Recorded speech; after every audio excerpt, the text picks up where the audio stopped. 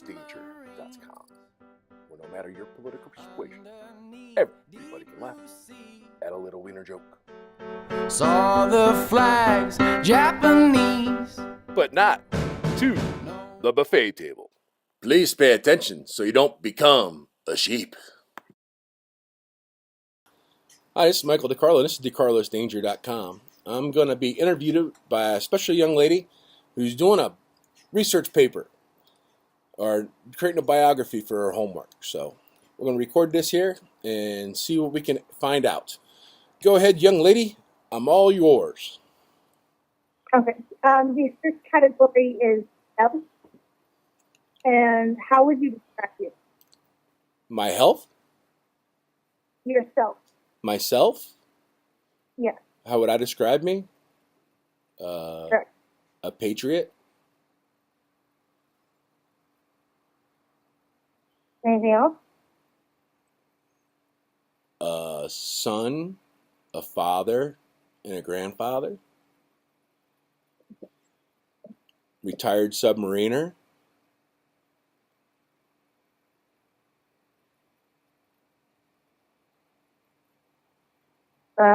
Why those? Why those things? Because because a lot of the, I mean, if you look back in the 60s and 70s, there was a lot of protests going on, right? Whether they be racial or whether they be anti-war or whatever. Yep. It isn't that I'm pro-war or pro-violence. I just served my country and did the best I could. And I really did everything I could to not start a war. But to make sure that if it did start when I was there, we could finish it as fast as possible. Okay. The dad and the son and the grandpa are just self-explanatory, if you ask me. Yeah, they are. Right? Yep. All right. Okay.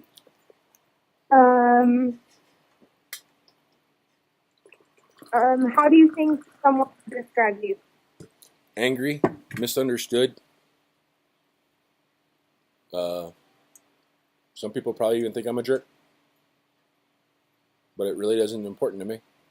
The only thing that's important to me is that the people that I love, that son, father, grandfather thing, the husband, that's the only things that matter to me. Those are the only people I really care what they think of me.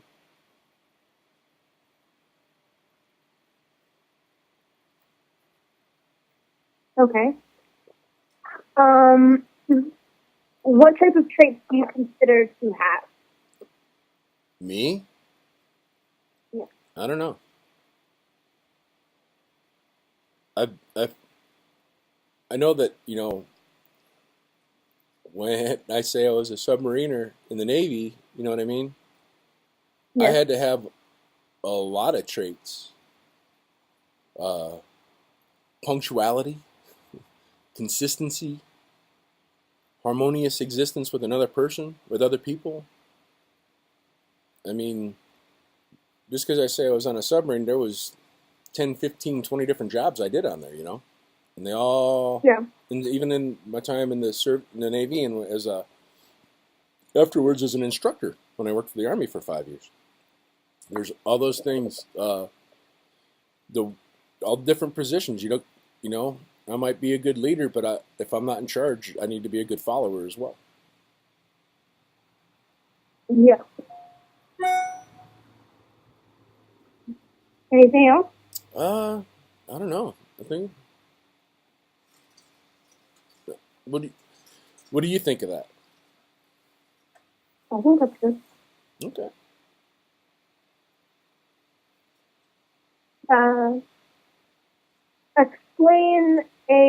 Explain your favorite quality about yourself.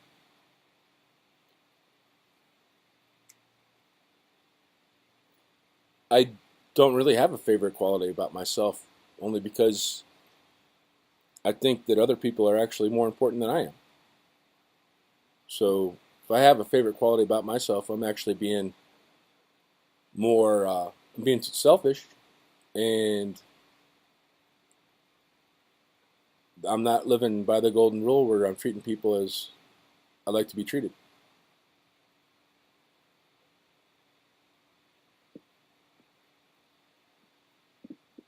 Okay. Um, then could you or could you not explain your least favorite quality about yourself? My favorite quality about myself is, let me see, Your least I'm a favorite. military retiree that doesn't have to go run the hamster wheel of life just to acquire value to survive. How's that? Did you say your least favorite quality? My least favorite quality? Oh, Yeah. I think it ties in too. Yeah. I mean, if you go back to the stuff I was talking about in the 70s about, people coming out or if you've heard the terms, I've done unspeakable acts for an ungrateful nation. Yeah. That's my least favorite quality. Sometimes I wish either the nation was grateful, or if it was smart enough, I wouldn't have to do those unspeakable acts. Or I wouldn't have had to do those unspeakable acts. Does that make sense? Yeah. All right. Okay. The next topic is interest. And the question is, what are your favorite hobbies and why?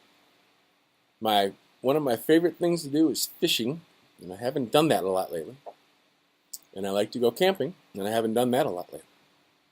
And it's to get with nature and to get with the harmony of the world and listen to the wind in the trees and the bees in the water. Okay. What is your favorite music and why? My favorite season? Music. Music? Yeah. Uh, you know, uh,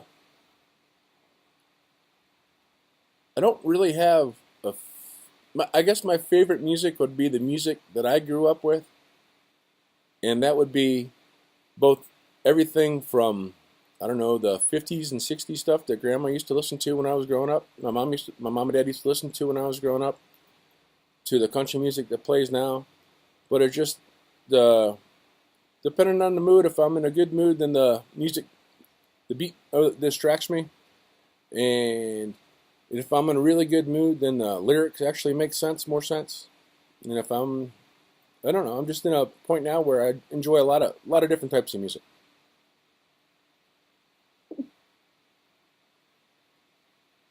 I guess you kind of go through phases where you don't want to be like your Yeah. parents. You don't want to be like your parents. You want to be your own independent self. And then you realize later on in life that they weren't leading you astray.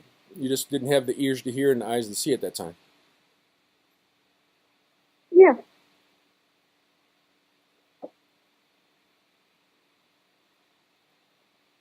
Okay. What do you consider to be your passion and why? My passion. Well, uh, you'll. I my passion was making sure that uh, when people are placed in positions to create, with the opportunity to create conflict or friction points or to create international incidents, that they're prepared enough and trained enough and understand the whole dynamic of it all in order to be able to not facilitate the loss of life, yeah, unless it's required, mere survival, personal survival.